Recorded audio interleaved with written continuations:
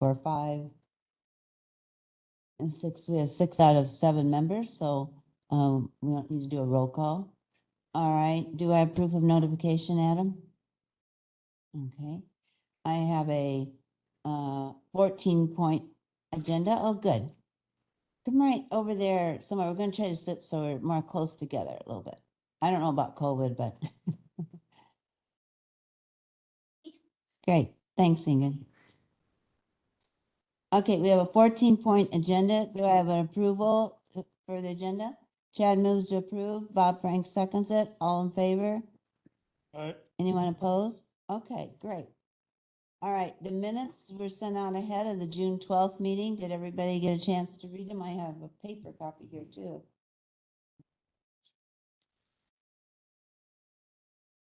I'll make a motion. Okay. Mark Cooley moves, and was it Bob Frank seconds? Or Barb Voice seconds, sorry. All in favor signify by saying aye. Aye. Opposed? Okay, motion carries. All right, we have a consent agenda for the monthly expenditures. If you look at the number 6 there, I don't know, it has the expenditures for the food service were let's see, 15,931.20, but those aren't all exactly bills. I don't have the exact bills. Do any? Yeah. And then yours was 1,000. I saw it here. Yeah. 1,211. And Carrie, do you have any bills for this month? Okay. Do I have a motion to approve paying the bills? I'll make a motion. All right, Mark Cui moves and Ingrid Gossner seconds. All in favor signify by saying aye. Aye. Opposed? Okay. All right. We're going to start with Adam and your report. So for the extension report today, we'll have Carlene give an update on some 4-H things that are happening. Okay. So Carlene, if you want to come up.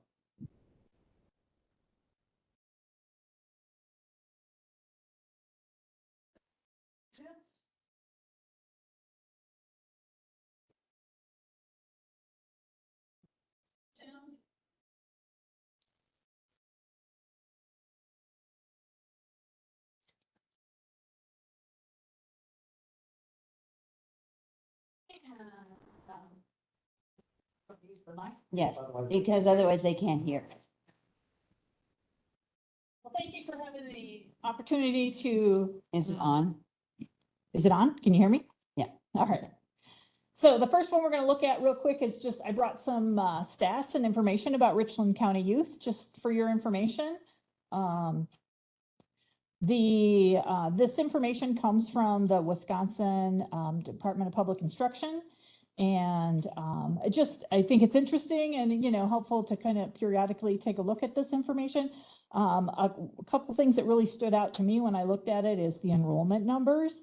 That is based on schools located in the county. So this is going to be Richland Center, Ithaca, and any private schools located in the county. So that gives you a little bit of information there. Also, the economic status breakdown I thought was interesting as well. You can see that we're running right around 60% on economically disadvantaged. If you look on the back, it tells you what those stats mean. And that's the kids that are qualifying for free and reduced lunch. So you've got that information. Another one is it's got the racial and ethnic background breakdown. And so just a little information for you about current trends in Richland County with the youth population. So. Wait, in 4-H, right? No, this is all kids in all Richland kids. County. Okay. That are attending schools located in Richland County. Okay. So the data it's compiled by the university and sent out to each county since we work with the youth population, we have an opportunity to kind of look at those stats periodically. So that was the first piece I wanted to share. And then the second one is the flyer. And I have a question for you all, and I want to know What do you see or what do you think when you see the flyer? What's the first picture or first thing that comes to mind? These are Richland County kids, by the way, the pictures.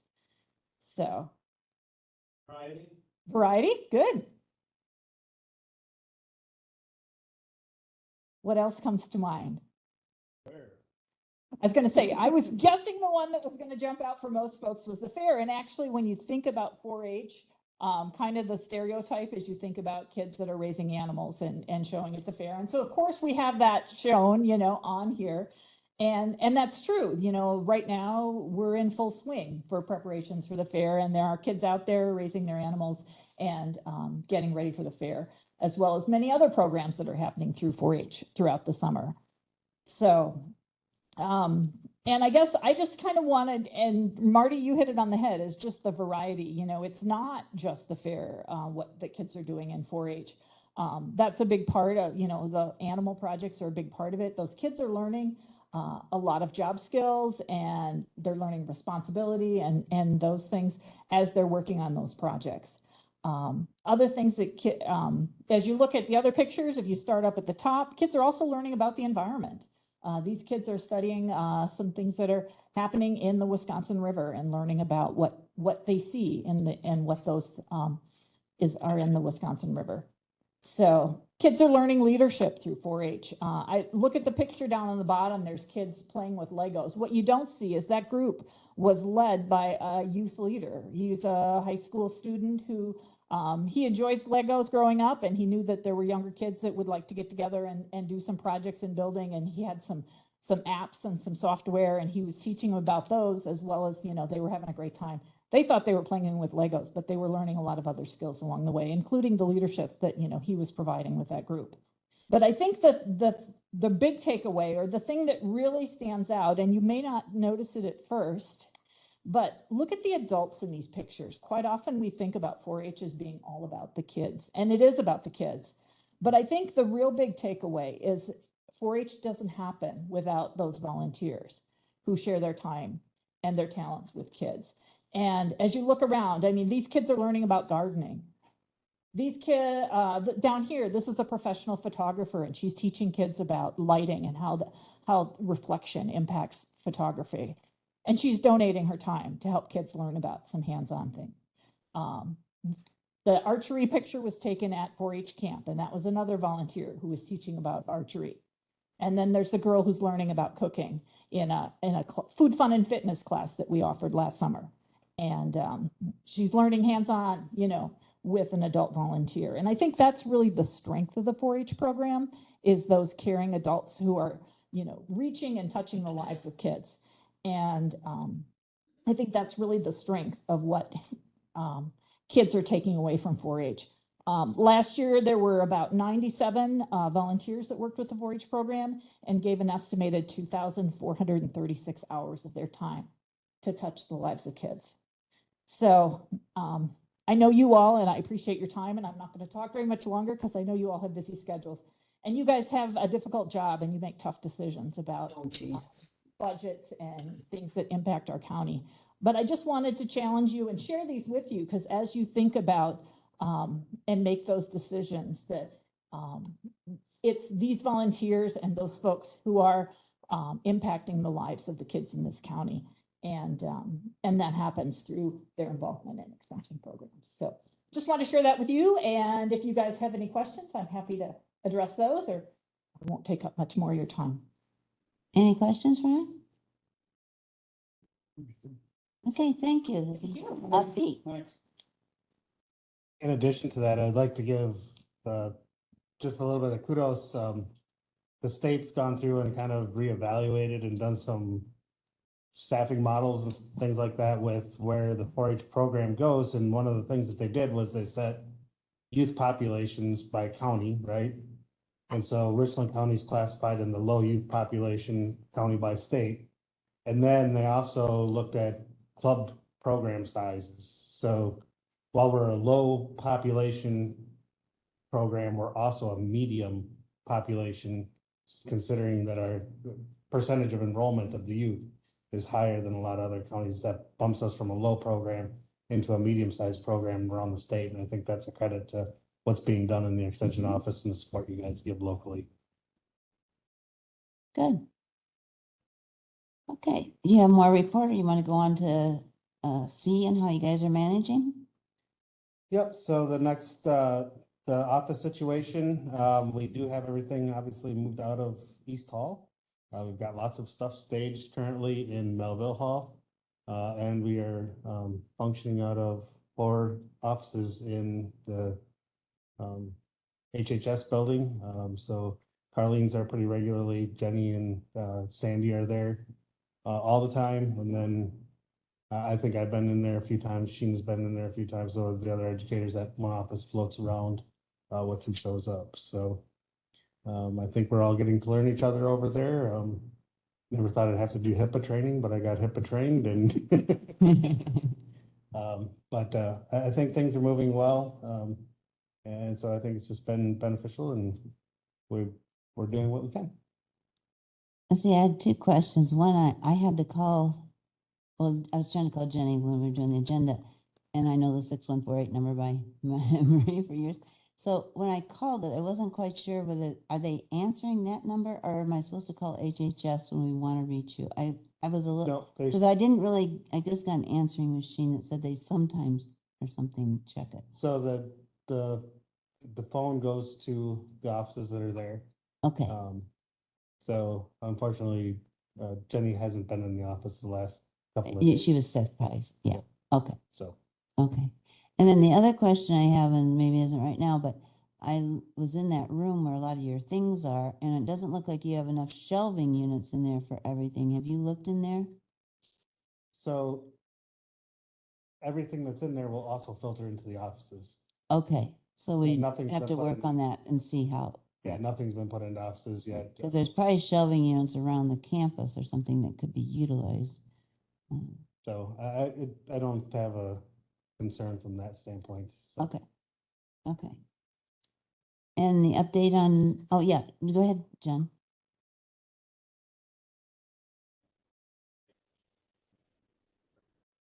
Yeah, so John sent me the cost of what it was in time and for the non-extension staff, that was just shy of $2,000 is what the county cost to move that office. We have forwarded on to my dean and director and seeing what they're going to pick up for the cost. So there has been some commitment. Hopefully we'll get all of it paid for. I can't guarantee that, obviously, but Carl's very much willing to work with us. So we'll see where that ends up being for those costs being covered again on the state side of things. So if I could, so the total cost, as Adam indicated, was just under $2,000. Of that, $578.16 was Randy Nelson's expenses. And, you know, he wasn't there every day, but he was there a lot. So that was extremely minimal for that. Total cost for the highway department was just a little over $1,100. That included the 4 individuals there that were there on a Friday on their day off for 5 hours. So we had to pay them overtime for that. And then an additional $275 for the rental of the dumpster. So, I mean, overall, it was pretty inexpensive to move. And once again, the county staff really deserve our appreciation for doing that. And the other thing, and I put in the cover page to Adam, was that having the county staff do it, especially Randy, was he could go there every couple of days. And it wasn't, if a professional mover comes in, they would have had everything ready, packed up to go in one day. So we really do appreciate, and we appreciate the patience that extension staff had as well. So, Adam's checking whether Madison Extension will pay for that. If it doesn't pay for it, that will come back to here and we'll have to find a budget line for that. It gets back to those interdepartmental charges, and it's Yes. something that finance and personnel is taking a look at, Okay, but yes. yeah, should I put it on the agenda next time for any action? There's no action required. Just wanted to know. Just, I think an update would be good. Yeah, Yeah, and I'm pretty confident from previous conversations I've had with Carl. So he's Good. trying to help the office out as much as possible as well. So what's best That's, for us. So. that's good. Okay, and then, the vacant positions? Yep, so, last time you approved to, move forward with the HDR position. I will be completely honest with you, I have not got the, position description stuff written for that. Also, I've slightly delayed it till we figure out, I don't want to be in the middle of that hire and moving back over to Melville Hall at the same time. So that's kind of where we're at exactly till we figure out for sure when the IT needs are gonna be in and get some more clarity there.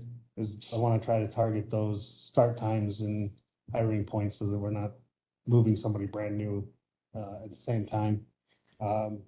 The food-wise educator position with Sheena, that has gone through and we've got approval from the DLT, so she's working on moving forward from that. So there is movement there. It's just not at a real fast pace at the moment. Great, So okay. Any questions for Adam? Thank you for your patience and. All right, so, I'm glad John's here. We need an update on the closing of the Richland County Food Service. I'm just gonna say, because we've been in sort of flux about a lot of things, I was a little surprised when the finance committee did something when I was out of town. I didn't know about their closing of it, but that's the way things sort of go. Everybody has to sort of do what they can do. I see that on Public Works, they have something about the campus, which really should be coming through here. So I'll talk to John and those guys about that and see, since we are still in charge of the campus facilities. But John, you want to give a report on how things are going? I haven't been out there this week. I was going to go and stop by. Sure, I'd be happy to do that. So after the last county board meeting, then the very next morning, a notice was sent to Stephanie and to Cindy that the food service would be ending as of June 30th. We've been working very closely with them since then.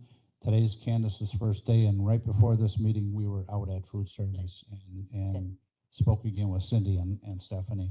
So the update there is that they are on the payroll through the food service program through the end of this week. Cindy has accepted a position at Pine Valley, so she will be starting there next week, Monday. And in conversations with Stephanie today, she has a couple of applications out and she's looking forward to some interviews. So she does not have anything lined up at this point, but she's in the process to do that.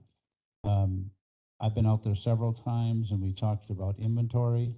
Anything that the vendors were able to take back, they already took back. Any remaining food products that are not opened, that are unopened, are going to Pine Valley, and Pine Valley is going to reimburse the food service for the actual cost of that product. They're going to take the forks, the knives, the silverwares, the plastic stuff that's being used for the meals, rather than just having it sit out there. They're also going to purchase that. So If we need some of it back, we can have that back. I'm sure we ask them, but they are going to pay for it. Yeah. They are going to pay for it. So most of the freezers have already been emptied and they've been consolidated into one or two freezers, but most of them have been emptied and cleaned out and dried out and ready to go. And I really have to give kudos to both Stephanie and Cindy for the work that they've done in advance of that operation closing down.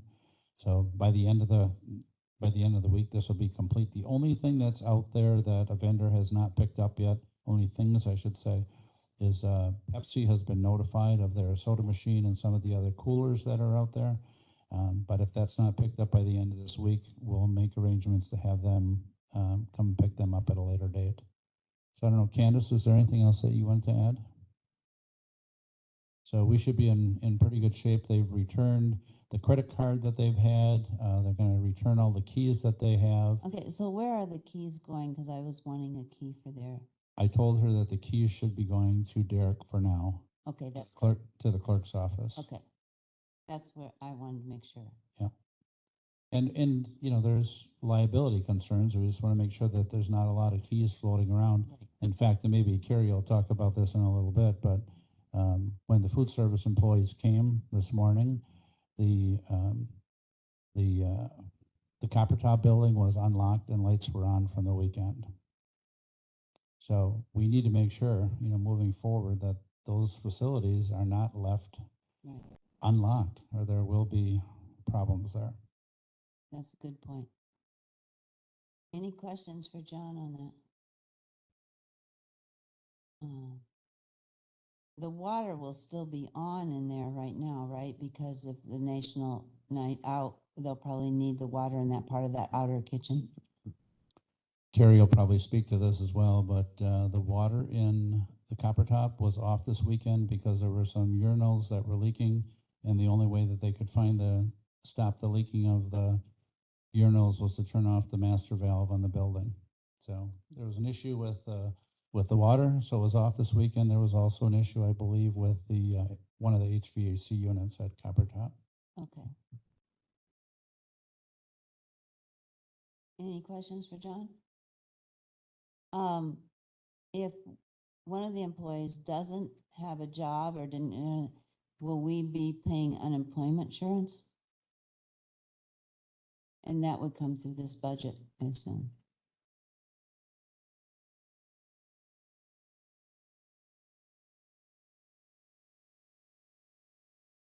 Okay. Carolyn, where do you want to start? I think we can just go as the agenda is. Campus update. Our faculty and staff had their last day on June 30th. They had a nice going away party.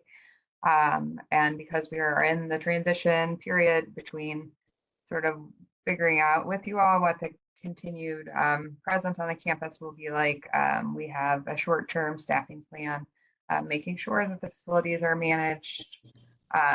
We cannot guarantee staff on the campus every day of the week, but we envisage that they will be there most days of the week. And we have ongoing support for the maintenance. We will have ongoing support in the largest FTE coverage of custodial support, so things will remain clean. And we're really just sort of going month to month to make sure that things are done the way they need to be done. We do have a variety of events and people who will be using the space that have been scheduled with us. Obviously, the theater usage is the one that's ongoing, and that exists, and I imagine it will continue to exist. But as John said, we do have an HVAC issue there. It's sounding like 2 of them are down, and there's not cooling in the building at the moment. I've just received word that position control was on campus to talk about both that and the water issue today. And so we're sort of trying to figure out what next steps are. It's looking like the urinals can be figured out, but they have to look at the larger valve to see how those will get fixed. And then I don't have any sense of where we'll land with HVAC units. But my understanding was it was really just people who are doing the settings and sort of stage managing kind of work were there this weekend. And so we'll work to have the doors closed going forward. All of the faculty and staff who have vacated the building have turned in their keys. And then we worked to get John, I'm not sure if you did get a key, but we are in the process of making sure that you do get one. And I would like 1 key too. I think that it should go to the county, right? Well, it should go to the education committee that has the jurisdiction over the campus. My personal opinion on that, and my insurance hat on from when I used to work at the Counties Association, I think there are significant liability issues with keys and who's allowed on the property and who has keys. So what I have indicated to Carrie, and effective today, I'm no longer the administrator, but I believe that the appropriate person to have those keys would be the county administrator. So that's what I have directed Carrie to do. And, if the county board wishes something else other than that, then, I think they should make the decision. But I believe for a variety of reasons, especially liability reasons, that it should stay with the county administrator so that he or she knows who is using that building. And, in a situation like over the weekend when that facility was left unlocked, we want one person, a point of contact, knowing who was in that building and who was using that building. So that's my recommendation to the body. Well, I'll honor that, but in the past, when there was something really tragic, I was contacted also by the police. So have you listed your name and address with the police, or?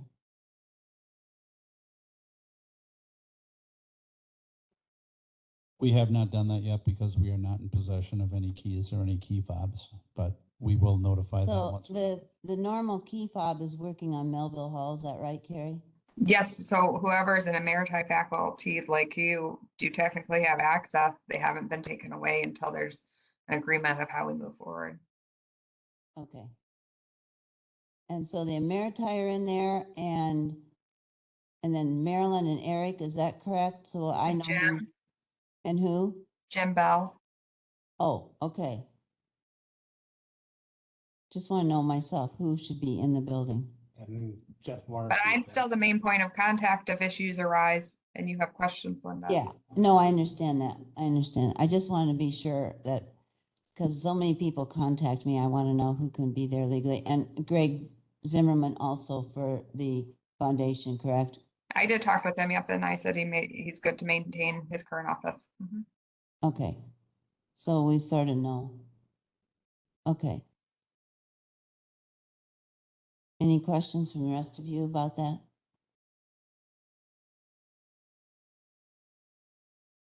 Okay, and how long do you have things booked there? That's what I would like to know. The latest event that we have is mid-August at the moment. Okay.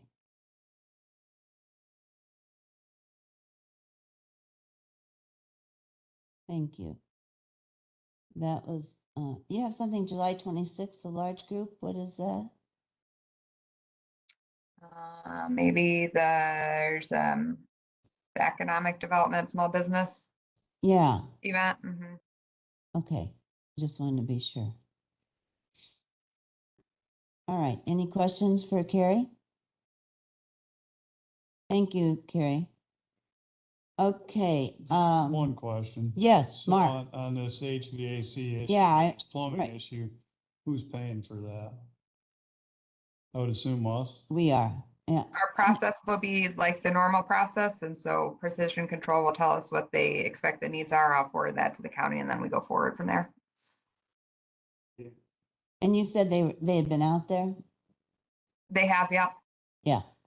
Okay, that's really And it good. really just, I really appreciate the work that my people did, right? Jim Bell was on vacation last week. I was on vacation last week, Yeah. and we have Precision Control here on Monday. We are trying our best to be good stewards of the space. And then we worked really closely with the theater people to make sure that there was some fresh air going in there so they didn't overheat. Yeah. Yeah. Are you working directly with Andrew or who? No, I don't know if Jim met with somebody, I'm not sure who. okay. I know he's directing it. Okay, I think we're in pretty good shape that way. All right. Anything else? Anybody has a question on the campus? Greg, you're here. Did you have any questions? Okay. I'll just give you an update on the UW system. We are still in negotiation. I decided that my birthday is Christmas and I will quit at that point. No, just kidding. Anyway, the negotiating committee is meeting on Wednesday morning and working on a reply to the last report from the UW system. Anything else you want to add, Marty or John? Okay. We'll keep you informed. All right. Public comments? We have some people from the public on. Anyone want to say anything?